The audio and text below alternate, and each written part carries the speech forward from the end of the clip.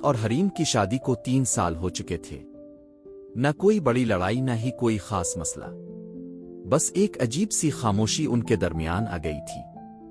شروع میں وہ ہر بات شیئر کرتے تھے، چھوٹی چھوٹی باتوں پر ہنستے، رات دیر تک باتیں کرتے، مگر اب بات صرف او کھانا کھا لیا، او بل بھر دیا تک رہ گئی تھی۔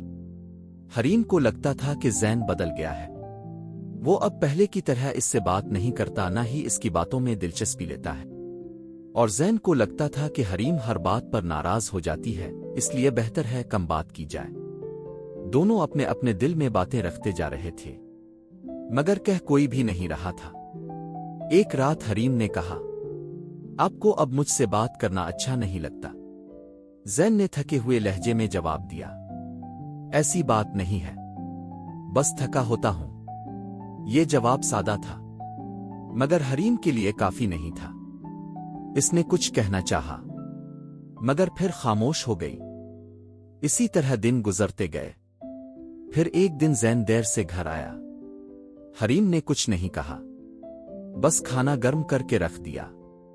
کھانا کھاتے ہوئے زین نے پہلی بار محسوس کیا کہ یہ خاموشی سکون والی نہیں، بلکہ فاصلے والی ہے۔ اس نے پلیٹ سائڈ پر رکھی اور آہستہ سے کہا، ہم ٹھیک ہیں نا؟ حریم نے فوراً جواب نہیں دیا۔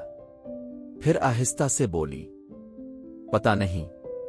یہ 2 لفظ مگر بہت کچھ کہہ گئے۔ اس رات دونوں نے پہلی بار کھل کر بات کی۔ حریم نے کہا، مجھے آپ کی توجہ چاہیے، باتیں چاہیے، اور زین نے کہا، مجھے سکون چاہیے، لیکن میں تم سے دور نہیں ہونا چاہتا۔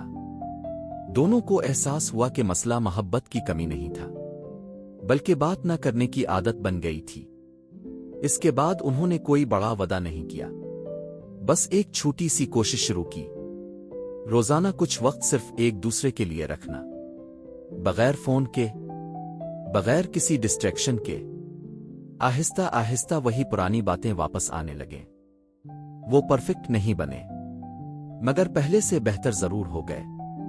رشتے اچانک خراب نہیں ہوتے، وہ آہستہ آہستہ خاموشی میں کمزور ہوتے جاتے ہیں۔ شوہر بیوی کے درمیان سب سے بڑا مسئلہ اکثر یہ نہیں ہوتا کہ محبت ختم ہو گئی، بلکہ یہ ہوتا ہے کہ بات چیت کم ہو گئی ہوتی ہے۔